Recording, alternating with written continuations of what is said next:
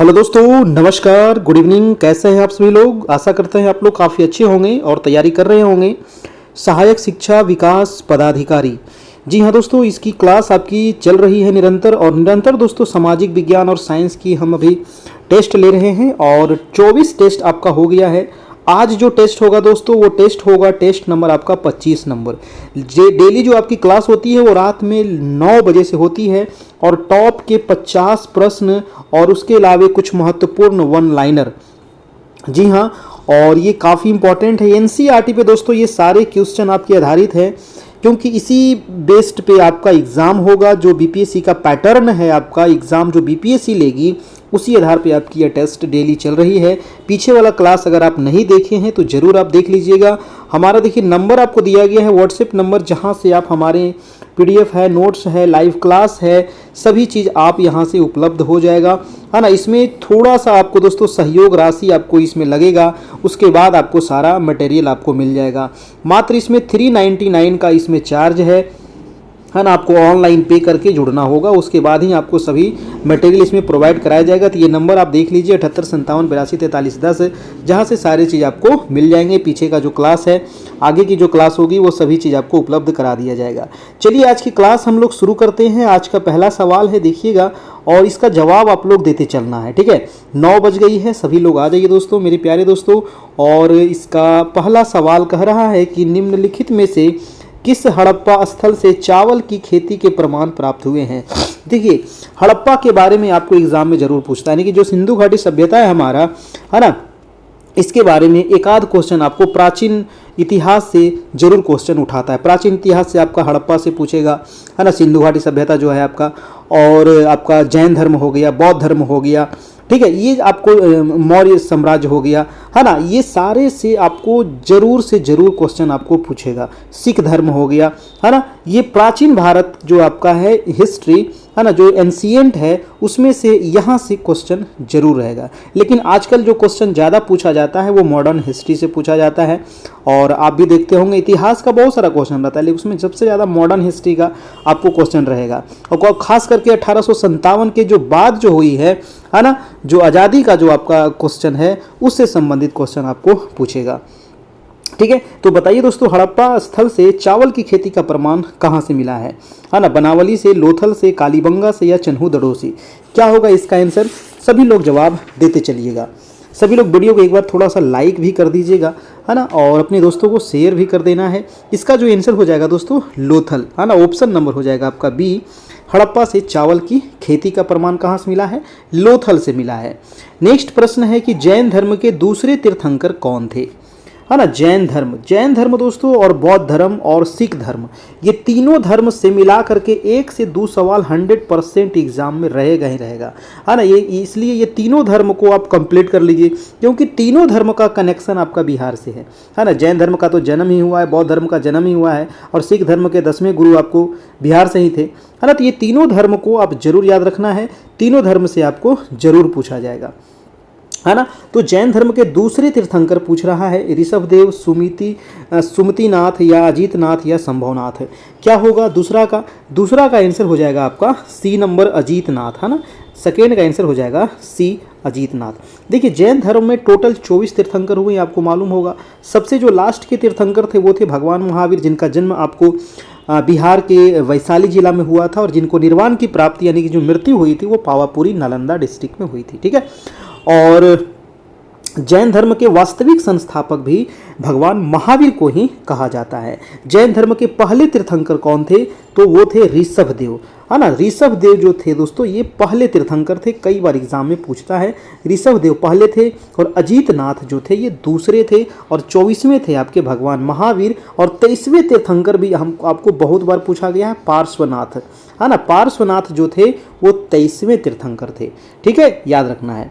चलिए अगला प्रश्न है आपका प्रश्न नंबर 3 नंबर सवाल कह रहा है कि कुशीनारा निम्न में से किस महाजनपद की राजधानी थी, है ना। टोटल महाजनपदों की संख्या थी आपकी 16, है ना। 16 महाजनपद में दोस्तों एक महत्वपूर्ण है कुशीनारा, और कुशीनारा की राजधानी कहाँ थी ये आपको बताना है। तीन का क्या होगा? देखिए कुशीनारा की जो राजधानी थी दोस्तों ये थी आपको मल्ल। ऑप्शन नंबर ए हो जाएगा। फटाफट आप जवाब देते चलना है, ऑप्शन नंबर ए हो जाएगा।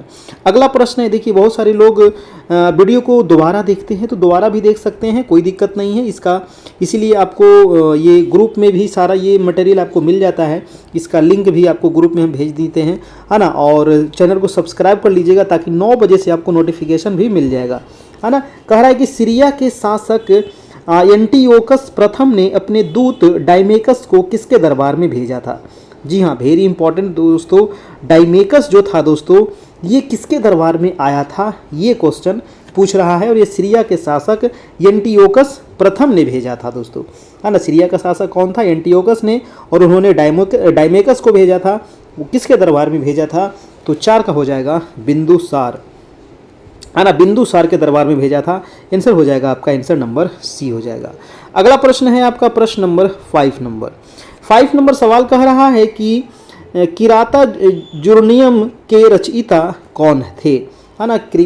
किराता जुर्नियम के रचयिता, देखिए बुक भी आपको एक आगो पूछा जाता है ना। पिछले लगभग 1 से 2 क्लास पहले मैंने महत्वपूर्ण जितने भी महत्वपूर्ण किताब है, लगभग 30-40 किताब जो काफ़ी बार एग्जाम में रिपीट होते रहता है, वो मैं करवा दिया था। वो किताब आप जरूर देख लीजिएगा।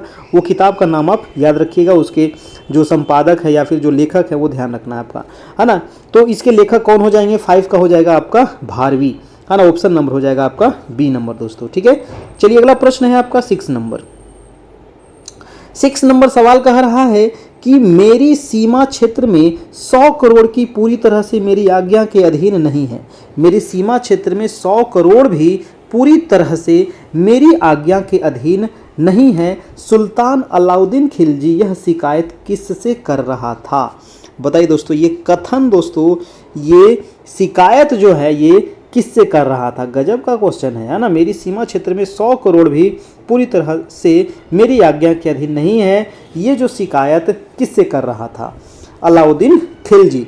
तो 6 का क्या हो जाएगा आपका? काजी गुमिशुद्दीन से ये आपको कर रहा था ना। काजी गुमिशुद्दीन से ये शिकायत कर रहा था।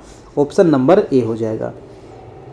अगला प्रश्न है आपका कि मुगल बादशाह अकबर ने किसे जरी कलम की उपाधि दिया था? जी हाँ, ये काफ़ी अच्छा प्रश्न है।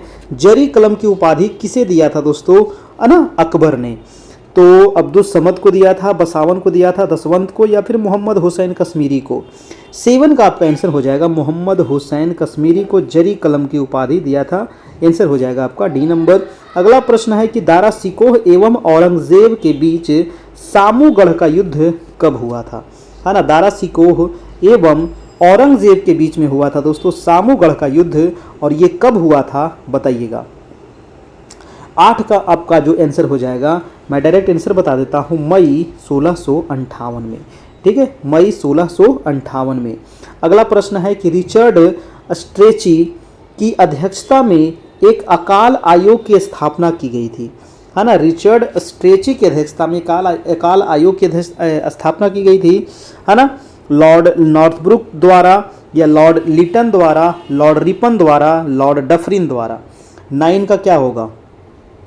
9 का हो जाएगा लॉर्ड लिटन के द्वारा दोस्तों स्थापना की गई थी। आंसर हो जाएगा बी नंबर। अगला प्रश्न है आपका 10 नंबर। 10 नंबर सवाल, देखिए टेस्ट में ना सभी सेक्शन से हम क्वेश्चन है इसमें, या हिस्ट्री हो, पॉलिटी हो, ज्योग्राफी हो, इकोनॉमिक्स हो, है ना। आपका जो सोशल साइंस का, सामाजिक विज्ञान का 4 सेक्शन है, उसके अलावा जो साइंस का है आपका केमिस्ट्री है, फिजिक्स है, बायोलॉजी, वहाँ से भी क्वेश्चन है दोस्तों, है ना। तो सभी से मिला करके क्वेश्चन है, क्योंकि सबसे आपको एग्जाम में पूछेगा ना। ऐसा नहीं कि सिर्फ ज्योग्राफी है, सिर्फ हिस्ट्री है ना। सभी सेक्शन को आपको देखते हुए चलना है। ठीक है, रहनुमाई मजदायन सभा के संस्थापक कौन थे? बहुत बढ़िया प्रश्न है, बताइएगा। रहनुमाई मजदायन सभा के संस्थापक कौन थे? तो ये हो जाएगा आपका दादा भाई नौरोजी जी। जी हाँ, grand old man of India दादा भाई नौरोजी, याद रखना है, ऑप्शन नंबर सी। अगला प्रश्न है आपका प्रश्न नंबर 11। अमृत बाजार पत्रिका के संपादक कौन थे? अमृत बाजार पत्रिका बहुत इंपॉर्टेंट है दोस्तों ये पत्रिका, अमृत बाजार पत्रिका। इसके जो संपादक थे वो शिशिर कुमार घोष थे। कौन थे? Shishir Kumar Ghosh. Answer number B हो जाएगा। ठीक है, शिशिर कुमार घोष। अगला प्रश्न चलते हैं, प्रश्न नंबर है आपका 12 नंबर। कह रहा है कि निम्न में से कौन से ग्रह अंतर्ग्रह कहलाते हैं। देखिए कौन से जो ग्रह है ना वो अंतर्ग्रह कहलाते हैं, मतलब कि आंतरिक ग्रह जिसको कहते हैं दोस्तों, है ना। यहाँ पर कहने का मतलब यही हुआ कि आंतरिक ग्रह किसको कहते हैं ये बताइएगा। बुध, शुक्र और पृथ्वी और मंगल। 12 का क्या होगा? 12 का क्या होगा? अंतर्ग्रह जो कहलाते हैं वो बुध और शुक्र कहलाते हैं। ऑप्शन नंबर हो जाएगा हमारा ए नंबर, ठीक है, बुध और शुक्र, है ना, ऑप्शन नंबर ए। देखिए हमारे अंतरिक्ष में मतलब हमारे जो सौर मंडल है, सौर मंडल का मुखिया जो सूर्य है ना, तो सौर मंडल के अंतर्गत ग्रहों की संख्या है 8, याद रखना है आपको, 8 ग्रह है, ठीक है। चलिए अगला प्रश्न है कि सामान्यतः अपसौर की स्थिति कब होती है ना। एक होता है अपसौर, एक होता है उपसौर। तो अपसौर की स्थिति कब होती है ना, ये बताना है। सामान्यतः कब होती है दोस्तों? तो देखिए अपसौर का मतलब ये होता है ना कि पृथ्वी और सूर्य के बीच की दूरी जो है अधिकतम कब होगी। तो अधिकतम जो होती है दूरी वो होती है आपका 4 जुलाई को, ठीक है, ऑप्शन नंबर हो जाएगा 4 जुलाई। और 3 जनवरी को क्या होता है? उपसौर होता है। 3 जनवरी को क्या होता है? उपसौर होता है, ये आपको याद रखना है। 3 जनवरी उपसौर और 4 जुलाई को अपसौर, ये दोनों आपको अपसौर और उपसौर एग्जाम में पूछता है ना। अगला प्रश्न देखिएगा 14 नंबर। 14 नंबर है कि एम्फीबोलाइट निम्न में से किसके रूपांतरण से बनी शैल है? बताइएगा, एम्फीबोलाइट किसके रूपांतर से बनी शैल है, यानी कि चट्टान है ना। तो किसके रूपांतर से बनी है एम्फीबोलाइट? तो ये बनी है दोस्तों आपका बेसाल्ट से, ठीक है, बेसाल्ट लावा, है ना, याद रखना है, ऑप्शन नंबर सी। और बेसाल्ट चट्टान का जो निर्माण होता है दोस्तों, ये लावा के जमने से, है ना, ये बेसाल्ट चट्टान का निर्माण होता है। अगला प्रश्न है कि प्लाया किसके द्वारा निर्मित निक्षेपात्मक स्थल रूप है?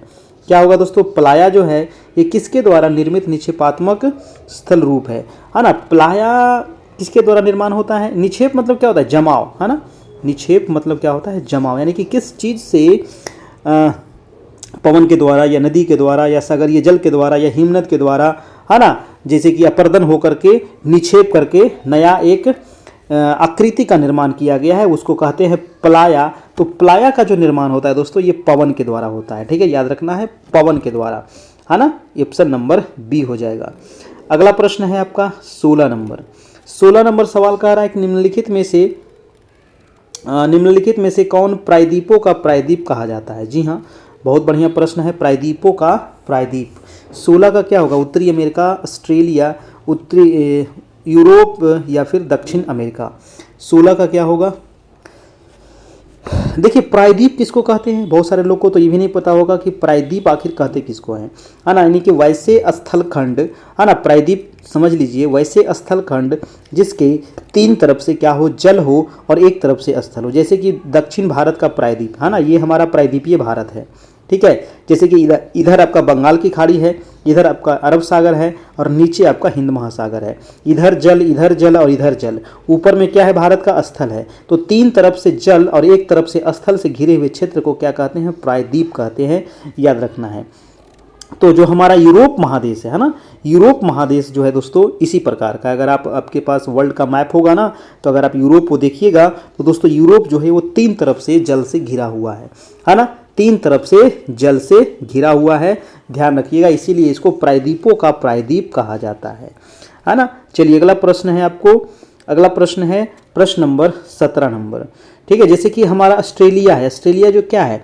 तो ऑस्ट्रेलिया एक देश भी है और एक महादेश भी है ना, तो ये भी ध्यान रखना है। अगला प्रश्न है कौन सा भारत का जुड़वा शहर नहीं है ना। भारत का जुड़वा शहर कौन सा नहीं है भाई, है ना। आदमी तो जुड़वा होता है, बच्चे जुड़वा होते हैं, लेकिन शहर भी यहाँ पर जुड़वा होता है, ठीक है। तो जुड़वा शहर कौन सा नहीं है? कटक, भुवनेश्वर, अहमदाबाद, गांधीनगर, हुबली, धारवाड़ या त्रिशूर या तिरुवल्ला। 17 का हो जाएगा। देखिए कटक और भुवनेश्वर ये हैं आपके जुड़वा शहर, अहमदाबाद और गांधीनगर ये है जुड़वा शहर, हुबली और धारवाड़ ये है जुड़वा शहर, लेकिन जो आपके त्रिशूर और तिरुवल्ला जो है दोस्तों ये जुड़वा शहर नहीं है। हमारा आंसर हो जाएगा डी नंबर, ठीक है। अगला प्रश्न है कि विक्टोरिया जलप्रपात किस नदी पर है? बहुत बढ़िया प्रश्न है दोस्तों, है ना, वर्ल्ड हिस्ट्री का है विक्टोरिया जलप्रपात। है ना। तो जो जल कहाँ है, किस नदी पर है पूछ रहा है, जैरे नदी, नाइजर नदी, जाम्बेजी नदी या लिम्पोपो नदी। विक्टोरिया जलप्रपात जो है ये है आपको जाम्बेजी नदी पर, ठीक है, जम्बेजी नदी पर है दोस्तों। ऑप्शन नंबर हो जाएगा सी नंबर, ठीक है, जम्बेजी नदी पर। आपको कमेंट करके बताना है कि ये कहाँ है विक्टोरिया जलप्रपात, ठीक है। अगला है कि ओजोन परत पाई जाती है, वेरी वेरी इंपॉर्टेंट सवाल है ओजोन परत। देखिए जितने भी हमारे वायुमंडल में लेयर है, मैंने लेयर के बारे में कई बार आप लोग को बता चुके हैं, ठीक है। टोटल वायुमंडल में कितने लेयर है ना, तो याद रखिएगा सबसे नीचे है क्षोभ मंडल, उसके ऊपर समताप मंडल, उसके ऊपर मध्य मंडल, उसके ऊपर आयन मंडल, उसके ऊपर बहिर्मंडल। तो टोटल मंडलों की संख्या कितनी है, 5 लेयर है दोस्तों, है ना। तो ये हमसे पूछ रहा था ओजोन परत, है ना। ओजोन परत जो है ना ये सेकेंड नंबर पर है, ठीक है। सेकेंड नंबर पर है आपका समताप मंडल। समताप मंडल में ही दोस्तों एक मंडल है जिसको कहते हैं आपको ओजोन परत, है ना, एक परत है। और वो ओजोन परत का काम क्या है जी, सूर्य से आने वाली पराबैंगनी किरणों को अवशोषित करना। अगर ये पराबैंगनी किरण अगर पृथ्वी पे आ जाएगी तो क्या होगा, बहुत प्रकार की बीमारी फैलेगी स्किन से संबंधित, है ना। तो ये ओजोन परत, ओजोन धीरे धीरे क्या हो रहा है, क्षरण भी हो रहा है। क्यों क्षरण हो रहा है भाई, तो ये क्लोरोफ्लोरोकार्बन की वजह से, कार्बन डाइऑक्साइड की वजह से, है ना, बहुत सारी ऐसी गैसें हैं जिसके वजह से हमारा जो ओजोन परत है ये धीरे धीरे क्षरण हो रहा है, और जिसके वजह से दोस्तों ये बीमारियां का रूप ले रहा है, ठीक है। तो इसका आंसर हो जाएगा हमारा बी नंबर। क्षोभ मंडल दोस्तों काफ़ी इंपॉर्टेंट है ना, पृथ्वी के सबसे जो नज़दीक का मंडल है वो है क्षोभ मंडल। क्षोभ मंडल में दोस्तों सारी प्राकृतिक घटनाएं इसी में होती है, चाहे बादल गरजना, बिजली चमकना, बारिश होना, ओलावृष्टि, आंधी तूफान, सब चीज़ इसी में होती है। समताप मंडल में क्या होता है, तो समताप मंडल में दोस्तों जो वायुयान है ना, तो वायुयान उड़ते हैं समताप मंडल में ही, और ओजोन परत समताप मंडल में ही है, ठीक है। चलिए अगला प्रश्न देखते हैं कि सौर मंडल में, प्रश्न है कि सौर मंडल में ग्रहों के क्रम में मंगल और शनि के बीच कौन सा ग्रह आता है। बहुत बढ़िया प्रश्न है ना, बहुत बढ़िया प्रश्न है, कॉन्सेप्चुअल प्रश्न है ना। ग्रहों के क्रम में कह रहा है कि मंगल और शनि के बीच में कौन सा ग्रह आएगा भाई, बताइएगा। देखिए अब देखिए इसको कैसे समझेंगे, तो सबसे पहले सूर्य को समझिए। जो हमारा ये सूर्य है ना, ये हमारा सूर्य है, और सूर्य से, ठीक है, सूर्य से जो क्रम की अगर बात करें तो सबसे नज़दीक बुध है, ठीक है, फिर शुक्र है, फिर पृथ्वी है, फिर मंगल है ना। ये चारों आंतरिक ग्रह है आपके, ठीक है, इसको आंतरिक ग्रह कहते हैं। और मंगल के बाद क्या है, तो क्षुद्र ग्रह है, और क्षुद्र ग्रह के बाद है बृहस्पति, शनि, अरुण, वरुण। तो हमसे क्वेश्चन पूछ रहा था मंगल और शनि, तो ये था आपका मंगल और ये है शनि, इसके बीच में दोस्तों ये वाला है, और इसको कहते हैं बृहस्पति। क्या कहते हैं इसको, बृहस्पति कहते हैं। ऑप्शन हो जाएगा हमारा सी नंबर, बिल्कुल सही। याद रखिएगा ये सूर्य से दोस्तों दूरी के हिसाब से, मतलब कि क्रम के हिसाब से आपको ये बताए हैं, है ना। सबसे नज़दीक हमारा बुध है और सबसे दूर का हमारा है वरुण, ठीक है। चलिए अगला प्रश्न है आपका 21 नंबर। सौरमंडल से भी क्वेश्चन आपको एक आगो कभी कभी पूछ लेता है।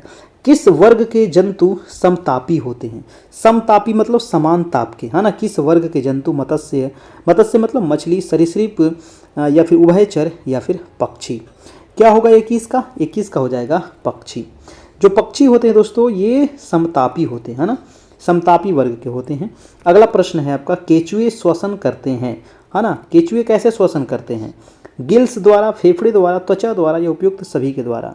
तो देखिए जो हमारा केचुआ होता है, आप लोग देखे होंगे, तो केचुआ जो श्वसन करता है दोस्तों ये करता है आपको त्वचा के द्वारा। किसके द्वारा, त्वचा के द्वारा। Option number C. अगला प्रश्न है आपका प्रश्न नंबर 23 नंबर। 23 कह रहा है कि निम्नलिखित में से कौन एक कोशिकीय जीव नहीं है ना। एक कोशिकीय जीव कौन सा नहीं है, पैरामीशियम या फिर क्लैमिडोमोनास या कवक या जीवाणु। एक कोशीय जीव नहीं है, नहीं पूछ रहा था। देखिए पैरामीशियम, कवक और जीवाणु, है ना। पैरामीशियम, कवक और जीवाणु एक कोशीय है, जबकि क्लैमिडोमोनास एक कोशीय नहीं है। ऑप्शन नंबर हो जाएगा हमारा बी नंबर। अगला प्रश्न है दोस्तों प्रश्न नंबर आपका 24 नंबर। 24 कह रहा है कि पादपों में कोशिका भित्ति किसकी बनी होती है, बताइएगा। देखिए वीडियो को अभी तक लाइक नहीं किए भैया साहब, लाइक कर दीजिए, है ना। सभी लोग लाइक कर दीजिएगा, जितने भी मैडम हैं, सर हैं, है ना। मेरे भाई बंधु हैं तो लाइक कर देना है, और चैनल पर नए होंगे तो सब्सक्राइब भी कर लीजिएगा। बताइए कि पादपों में कोशिका भित्ति जो होती है वो किसकी बनी होती है? लिपिड की, प्रोटीन की, या सेलुलोज की? 24 का हो जाएगा दोस्तों सेल्यूलोज, है ना, ऑप्शन नंबर सी। अगला सवाल है आपका 25 नंबर। पारा तापमापन की सीमा क्या होती है ना? पारा तापमापन की सीमा क्या होती है, ये बताइएगा। ऑप्शन आपके साथ सामने है, क्या होगा इसका? पारा तापमापन की जो सीमा होती है दोस्तों वो होती है -39 डिग्री से लेकर के 350 डिग्री सेंटीग्रेड तक। ऑप्शन नंबर हो जाएगा हमारा ए नंबर। ठीक है, 25 का ऑप्शन नंबर ए। और चलते हैं अगले सवाल की ओर। अगला सवाल कह रहा है कि ओहो भाई साहब, पेलाग्रा रोग किस विटामिन की कमी के कारण होता है? पेलाग्रा जो होता है दोस्तों ये थायमिन है, राइबोफ्लेविन है, या फिर कैल्सीफेरॉल है, या फिर नियासिन है? क्या होगा? पेलाग्रा रोग किस विटामिन की कमी से होता है? 26 का क्या होगा? तो पेलाग्रा जो होता है दोस्तों ये नियासिन के वजह से होता है। ऑप्शन नंबर हो जाएगा हमारा डी नंबर। ठीक है, नियासिन। नेक्स्ट प्रश्न है कि प्रकाश रंग निर्धारित होता है। प्रकाश का रंग निर्धारित होता है उसके ताप से, आवृत्ति से, तरंगदैर्घ्य से, या किससे? क्या होगा 27 का? देखिए, प्रकाश का रंग जो निर्धारित होता है उसके तरंगदैर्घ्य से होता है। ऑप्शन नंबर हो जाएगा बी नंबर। ठीक है, तरंगदैर्घ्य से होता है। विद्युत धारिता का एसआई मात्रक क्या होगा? वेरी इंपॉर्टेंट सवाल है। विद्युत धारिता का एसआई मात्रक बहुत ही बार एग्जाम में बीपीएससी पूछा है ना। विद्युत धारिता का एसआई मात्रक जो होता है वो फैराडे होता है। ऑप्शन नंबर हो जाएगा हमारा सी नंबर। ठीक है, अगला एक निम्नलिखित में से कौन सी धातु जल के साथ सामान्य ताप पर अभिक्रिया करती है? बताइए, है ना, कौन सी धातु जल के साथ सामान्य ताप पर अभिक्रिया करती है ना? क्या होगा दोस्तों? सोडियम, मैग्नीशियम, एल्युमिनियम, या कॉपर?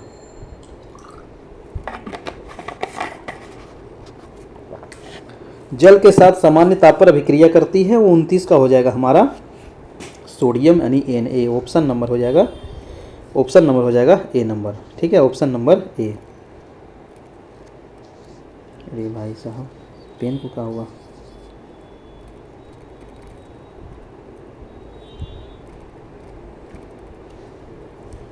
पेन क्यों नहीं चल रही जी?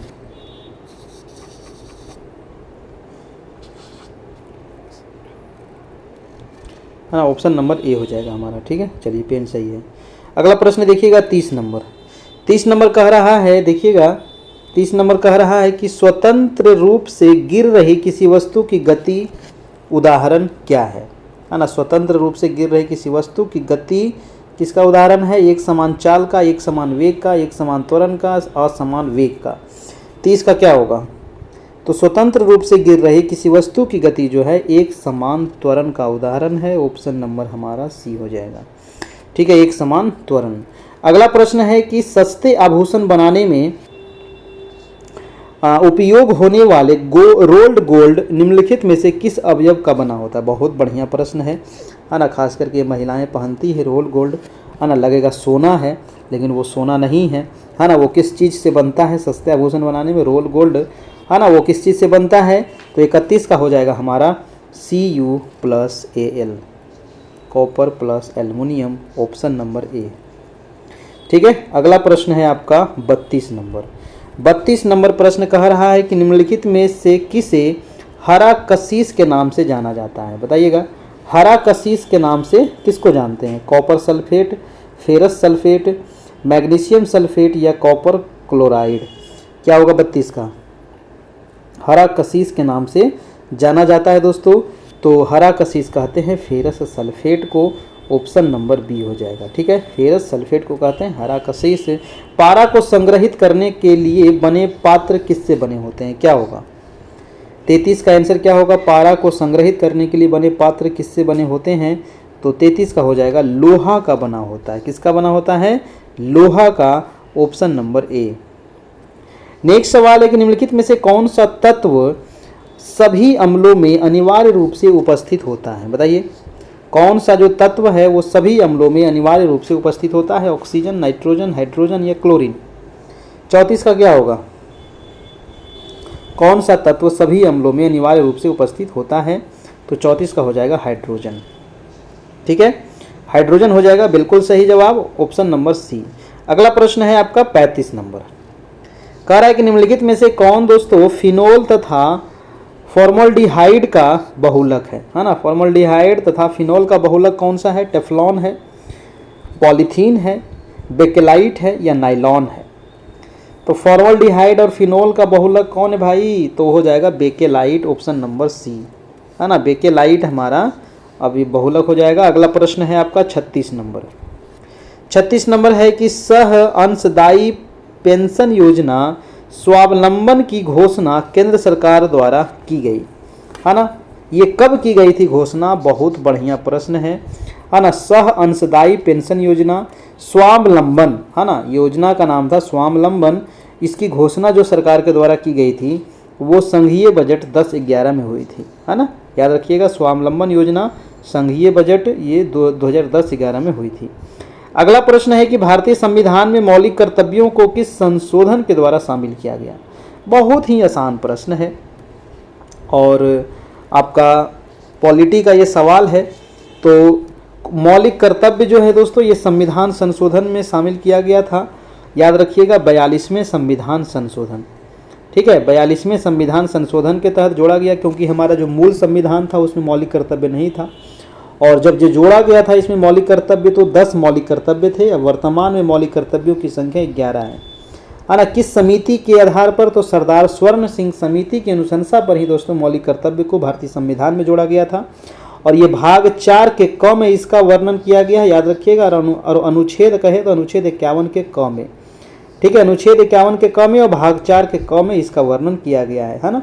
क क्यों जोड़ा गया है भाई? तो ये बाद में जुड़ा है ना, जब संविधान जो मूल संविधान है उसमें मौलिक कर्तव्य नहीं थे, है ना? इसको बाद में जोड़ा गया है।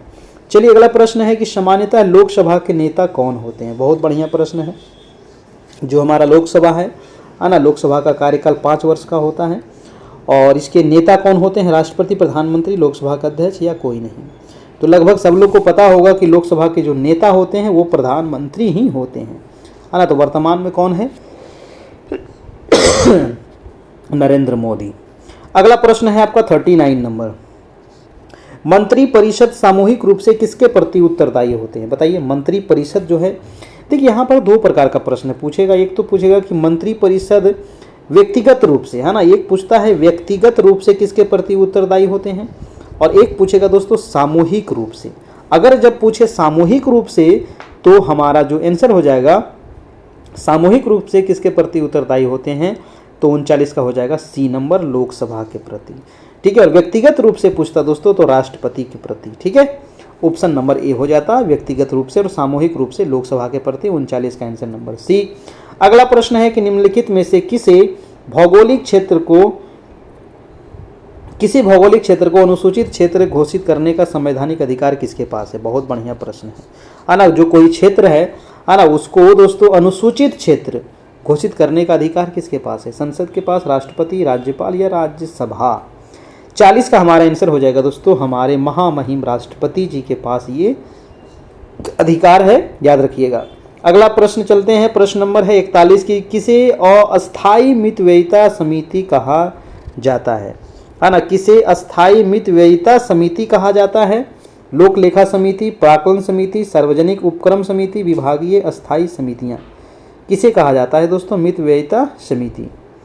41 का हो जाएगा प्राक्कलन समिति, ऑप्शन नंबर बी, ठीक है। अगला है कि राष्ट्रीय मानवाधिकार आयोग के सदस्यों का कार्यकाल कितना होता है? बहुत ही वेरी इंपॉर्टेंट सवाल है, इसका आंसर क्या होगा बताइएगा। राष्ट्रीय मानवाधिकार आयोग के सदस्यों का कार्यकाल 5 से 70 वर्ष, 5 वर्ष या 65 वर्ष, 3 वर्ष या 70 वर्ष, 6 वर्ष या 65 वर्ष। 42 का क्या होगा? इस राष्ट्रीय मानवाधिकार आयोग के सदस्यों का जो कार्यकाल होता है दोस्तों ये 3 वर्ष या 70 वर्ष की उम्र तक होता है।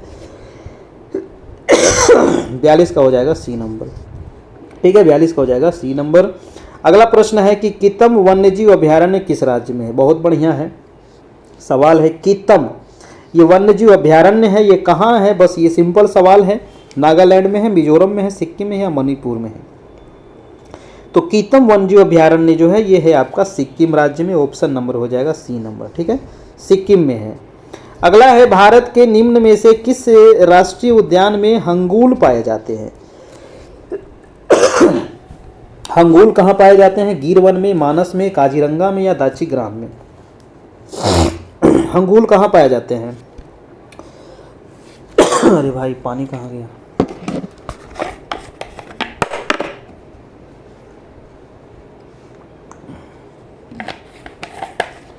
देखिए हंगूल पाए जाते हैं दच्चीग्राम में, ठीक है। दच्चीग्राम कहाँ है, तो ये है J&K में, जम्मू एंड कश्मीर में है दच्चीग्राम, ठीक है, याद रखिएगा हंगूल पाए जाते हैं यहाँ। मानस कहाँ है दोस्तों, मानस है असम में, एक सिंग वाला गैंडा। गिर गुजरात में है, बब्बर शेर है, और काजीरंगा असम में है दोस्तों, याद रखिएगा आपका। अगला है कि विश्व स्वास्थ्य संगठन का मुख्यालय कहाँ है भाई, बहुत बढ़िया प्रश्न है, बताइएगा। विश्व स्वास्थ्य संगठन, जी हाँ WTO, WHO है ना, WHO वर्ल्ड हेल्थ ऑर्गेनाइजेशन, इसका मुख्यालय पूछ रहा है वियना में है, जिनेवा में है, पेरिस में है या नैरोबी में है। तो 45 का हो जाएगा हमारा जिनेवा, ठीक है, ये कहाँ है, जिनेवा में है, ऑप्शन नंबर बी हो जाएगा, विश्व स्वास्थ्य है ना, हेल्थ वाला। चलिए अगला है कि बांस नृत्य किस राज्य का प्रसिद्ध लोक नृत्य है। बहुत ही इंपॉर्टेंट सवाल है। बांस नृत्य जो है ना, ये नृत्य का नाम है बांस नृत्य, है ना, किस राज्य का प्रसिद्ध लोक नृत्य है, असम, मणिपुर, मिजोरम या मेघालय। 46 का हो जाएगा दोस्तों मिजोरम, ठीक है, कहाँ हो जाएगा, मिजोरम का ये आपका लोक नृत्य है। नेक्स्ट है कि रक्षा अनुसंधान एवं विकास संगठन, जी हाँ रक्षा अनुसंधान एवं विकास संगठन का मुख्यालय, है ना, DRDO जिसको कहते हैं ना, DRDO का मुख्यालय कहाँ है इसको, तो हैदराबाद, बंगलुरु, मुंबई या नई दिल्ली। तो 47 का हो जाएगा, DRDO का जो मुख्यालय है ये है आपका नई दिल्ली में, है ना। बहुत सारे लोग बेंगलोर मारेंगे, नई दिल्ली है भाई साहब, है ना। अगला प्रश्न देखते हैं 48 नंबर, है ना। 50 प्रश्न के बाद दोस्तों बहुत महत्वपूर्ण यहाँ पर वन लाइनर भी है, तो 30-40 वन लाइनर है, तुरंत हो जाएगा 5 मिनट में, उसको भी जरूर देख लीजिएगा लास्ट वाला। कारक निम्न में से किन वस्तुओं की मांग में उपभोक्ता की आय में वृद्धि के साथ गिरावट होती है ना। किन वस्तुओं के मांग में, विलासिता वस्तुएं, पूरक वस्तुएं, सामान्य वस्तुएं या फिर निम्न स्तरीय वस्तुएं। किन वस्तुओं की मांग में उपभोक्ता की आय में वृद्धि के साथ गिरावट होती है, तो 48 का हो जाएगा हमारा आंसर नंबर डी, निम्न स्तरीय वस्तुएं, ऑप्शन नंबर हो जाएगा डी नंबर। अगला सवाल है दोस्तों 49 नंबर की, भारत में वास्तविक सकल राष्ट्रीय उत्पाद, है ना, भारत में वास्तविक सकल राष्ट्रीय उत्पाद की संचयी वार्षिक वृद्धि दर अधिकतम कितनी थी। वास्तविक सकल राष्ट्रीय उत्पाद की संचयी वार्षिक वृद्धि दर अधिकतम कितनी थी, तो अधिकतम मतलब कब थी दोस्तों, ये पूछ रहा है अधिकतम कब थी, है ना, किस पंचवर्षीय योजना में थी, ये क्वेश्चन है, थोड़ा सा घुमा दिया है क्वेश्चन। तो वो हो जाएगा आपका 8वीं पंचवर्षीय योजना, जी हाँ 8वीं पंचवर्षीय योजना। अगला प्रश्न है आपका कि किस वस्तु का अधिकतम भार होगा, किसी वस्तु का अधिकतम भार कहाँ होगा, ये क्वेश्चन पूछ रहा है। विषुवत रेखा पर होगा, पृथ्वी के ध्रुव पर होगा, या केंद्र पर होगा, या सभी जगह एक समान होगा। तो कह रहा है कोई वस्तु है, इसका अधिकतम भार कहाँ पे होगा दोस्तों, ये बताइएगा। तो आंसर क्या होगा, ध्रुव पर दोस्तों अधिकतम होता है, ऑप्शन नंबर आपका बी हो जाएगा, है ना, ध्रुव पर हो जाएगा, ऑप्शन नंबर बी। चलिए 50 प्रश्न था। अब देखिए कुछ महत्वपूर्ण वन लाइनर देख लेते हैं। वन लाइनर में क्या है, तो वन लाइनर में है आपका भारतीय राष्ट्रीय आंदोलन और उससे संबंधित महत्वपूर्ण तिथि। ये सारे तिथि महत्वपूर्ण है, हमेशा एग्जाम में छपता है। जैसे कि जालियांवाला बाग हत्याकांड 13 अप्रैल 1919, याद रखिएगा। रॉलेट एक्ट, है ना, रॉलेट एक्ट 13 मार्च 1919। असहयोग आंदोलन की शुरुआत कब हुई, 1 अगस्त 1920। असहयोग आंदोलन की समाप्ति कब हुई थी दोस्तों, तो 12 फरवरी 1922 को हुई थी। हाँ, चौरी चौरा घटना की वजह से इसको स्थगित कर दिया गया था। चौरी चौरा कांड कब हुआ था, तो 5 तारीख को, याद रखिएगा। ये तीनों डेट काफ़ी इंपॉर्टेंट है, असहयोग आंदोलन शुरुआत, अंत और चौरी चौरा कांड, ठीक है। 5 फरवरी को चौरी चौरा कांड हुआ था और 12 को गांधी जी इसको वापस ले लिए थे आपका, ठीक है। अगला है कि स्वराज पार्टी की स्थापना, बहुत इंपॉर्टेंट है दोस्तों। जैसे ही आपका असहयोग आंदोलन स्थगित हुआ उसके बाद स्वराज पार्टी की स्थापना होती है 1 जनवरी 1923 में, है ना, मोतीलाल नेहरू और जवाहरलाल नेहरू के द्वारा। कह रहा है कि साइमन कमीशन भारत कब आए थे, तो 3 फरवरी 1928 को। गठन हुआ था 27 में और भारत पहुंचा था 3 फरवरी 1928 को। बारदोली सत्याग्रह हुआ था आपका 1928 में, याद रखिएगा, बारदोली सत्याग्रह, नमक सत्याग्रह जिसी को दांडी मार्च कहते हैं, ये शुरुआत हुआ था 12 मार्च 1930 को और लास्ट कब हुआ था तो 6 अप्रैल 1930 को ये लास्ट हुआ था दांडी मार्च। ठीक है, और उसी समय दोस्तों जब ये लास्ट हुआ था उसी दिन आपको शुरू हुआ था सविनय अवज्ञा आंदोलन। गांधी इरविन समझौता याद रखना है, गांधी जी और लॉर्ड इरविन के बीच में हुआ था 5 मार्च 1931 को। कम्युनल अवार्ड की घोषणा कब हुई थी तो 16 अगस्त 1932 को कम्युनल अवार्ड की घोषणा हुई थी। और पूना पैक्ट बहुत इंपॉर्टेंट है दोस्तों, पूना पैक्ट 24 सितंबर 1932 को, है ना, किसके बीच हुई थी दोस्तों, आप कमेंट करके बता दीजिए जल्दी से। पूना पैक्ट किसके बीच में हुआ था, गांधी जी और कौन थे, जल्दी बताइए। अगला है कि मुस्लिम लीग द्वारा घोषित दोस्तों मुक्ति दिवस, जी हाँ, मुक्ति दिवस कब घोषणा हुआ था तो 22 दिसंबर 1939 को। और मुस्लिम लीग द्वारा पाकिस्तान की कब मांग की गई थी, है ना, पापी पाकिस्तान 24 मार्च 1940 को इसकी मांग हुई थी। अगस्त प्रस्ताव 8 अगस्त 1940 को दोस्तों। अगला है शिमला सम्मेलन कब हुआ था तो 25 जून 1945 को। नौसेना विद्रोह कब हुआ तो फरवरी 1946 में। ये जितने डेट है ना बहुत ही महत्वपूर्ण, ये सारे डेट आप याद रखना है ना। नौसेना विद्रोह फरवरी 1946। कैबिनेट मिशन भारत कब आए थे, कैबिनेट मिशन 24 मार्च 1946 को, है ना। 3 गो मिशन याद रखना है, साइमन कमीशन, कैबिनेट मिशन और क्रिप्स मिशन। ठीक है, तीनों मिशन आपको एग्जाम में जरूर पूछता है। अगला है कि प्रत्यक्ष कार्यवाही दिवस की घोषणा 16 अगस्त 1946 को और अंतरिम सरकार का गठन हुआ था 2 सितंबर 1946 को। और भूदान आंदोलन दोस्तों हुआ था 18 अप्रैल 1951 को। ठीक है, अब कुछ महत्वपूर्ण जो यहाँ पर है वो समाचार पत्र है। ठीक है, तो चलिए समाचार पत्र को भी देख लेते हैं, कौन कौन से समाचार पत्र हैं, है ना। और ये समाचार पत्र जो है दोस्तों ये किस वर्ष दोस्तों ये प्रकाशित हुआ था, कहाँ से ये प्रकाशित होता था और इसके संपादक कौन थे, सारे चीज़ आपको यहाँ पर दिए गए हैं। जैसे बंगाल गजट वेरी इंपॉर्टेंट है, हजारों बार एग्जाम में आया है बंगाल गजट दोस्तों। ये कलकत्ता से दोस्तों ये निकलता था और इसके संपादक थे जेम्स ए हिक्की। प्रथम ये दोस्तों आपका समाचार पत्र था, याद रखना है। अगला था कि मीरात उल अखबार, है ना, मीरात उल अखबार जो था ये 1822 में और ये भी कलकत्ता से निकलता था। राजा राम मोहन राय इसके संपादक थे, है ना। ये ईस्वी जल्दी नहीं पूछेगा लेकिन ये इसके संपादक ज्यादा पूछता है ना। और ये कहाँ से निकलता था ये ध्यान रखना है। उदंत मार्तंड जो है बहुत इंपॉर्टेंट है, 1826 में ये भी कलकत्ता से निकलता था और इसके जो संपादक थे जुगल किशोर शुक्ला जी थे। रफ्त गुफ्तार जो थे ये बंबई से निकलता था दोस्तों, दादा भाई नौरोजी इसके संपादक थे। अगला है हिंदू पैट्रियार्ट जो निकलता था ये कलकत्ता से और गिरीश चंद्र घोष इसके संपादक थे। सोम प्रकाश जो है ये भी कलकत्ता से निकलता था। द्वारका नाथ विद्याभूषण और ईश्वर चंद्र विद्यासागर इसके संपादक थे। इंडियन मिरर बहुत इंपॉर्टेंट है, ये भी कलकत्ता से निकलता है और देवेंद्रनाथ टैगोर इसके संपादक थे। अमृत बाजार पत्रिका दोस्तों बहुत इंपॉर्टेंट है, ये भी कलकत्ता से निकलता था, शिशिर कुमार घोष इसके संपादक थे। नेक्स्ट है कि वो दोस्तों आपका बंग दर्शन जो है ये कलकत्ता से निकलता था और बंकिम चंद्र चटर्जी इसके आपको संपादक थे। द हिंदू दोस्तों ये मद्रास से निकलता था, ये है आपका वी राघवाचारी। और केसरी जो है ये काफ़ी इंपॉर्टेंट है, बंबई से निकलता था, बाल गंगाधर तिलक इसके संपादक थे। इंडियन ओपिनियन दोस्तों वेरी इंपॉर्टेंट है ना, ये दक्षिण अफ्रीका में निकाला गया था, इसके संपादक थे महात्मा गांधी जी 1903 ईस्वी, ये भी इंपॉर्टेंट है ईस्वी भी, है ना। द लीडर ये भी काफ़ी इंपॉर्टेंट है, इलाहाबाद से निकलता था मदन मोहन मालवीय जी के द्वारा। नवजीवन भी काफ़ी इंपॉर्टेंट है, अहमदाबाद से महात्मा गांधी के द्वारा। और यंग इंडिया भी इंपॉर्टेंट है, अहमदाबाद से निकलता था महात्मा गांधी के द्वारा। उसके अलावे है हिंदुस्तान टाइम्स दोस्तों, ये आपका उतना इंपॉर्टेंट नहीं, ये बम्बई से निकलता था के.एम. पन्नीकर के द्वारा। तो ये महत्वपूर्ण जितने भी महत्वपूर्ण दोस्तों आपके समाचार पत्र थे ना सब एक जगह, ठीक है। जितने भी राष्ट्रीय आंदोलन से संबंधित महत्वपूर्ण जो तिथि था वो एक जगह, है ना। एक जगह करने के बाद दोस्तों इसको आप रट लीजिएगा, बहुत फायदा करेगा आपको। मान लीजिए कि अगर क्वेश्चन नहीं आया एग्जाम में तो आप ऑप्शन से आप छांट सकते हैं, है ना, तो वो याद रहेगा तो आप ऑप्शन से भी छांट लीजिएगा। अब कुछ जो महत्वपूर्ण क्रांति है उसके बारे में थोड़ा सा देख लेते हैं। जैसे कि फ्रांस की क्रांति 1789 में हुआ था, रूस की क्रांति 1917 में हुआ था। एशिया का मरीज किसको कहते हैं तो चीन को कहा जाता है दोस्तों, है ना। यूरोप का मरीज तुर्की को कहते हैं। पीत आतंक के रूप में जाना जाता है जापान को, और जापान का पहला परमाणु हमला हुआ था 6 अगस्त 1945, वेरी इंपॉर्टेंट है। और दूसरा जो परमाणु हमला हुआ था वो 9 अगस्त 1945 को हुआ था, है ना, हिरोशिमा और नागासाकी शहर पर, याद रखिएगा। प्रसिद्ध म्यूनिक पैक्ट हुआ था 1938 ईस्वी में। औद्योगिक क्रांति की शुरुआत हुई थी इंग्लैंड से, याद रखिएगा। आधुनिक रूस का निर्माता कहते हैं स्टालिन को। दुनिया के मजदूरों एक हो, ये नारा किसने दिया था? तो ये कार्ल मार्क्स दिया था। जी हाँ, दुनिया के मजदूर एक हो, बहुत इंपॉर्टेंट है ना। लाल कुर्ती के नाम से जाना जाता है गैरीबाल्डी को। नेपोलियन बोनापार्ट जो था ये फ्रांस का था, याद रखिएगा।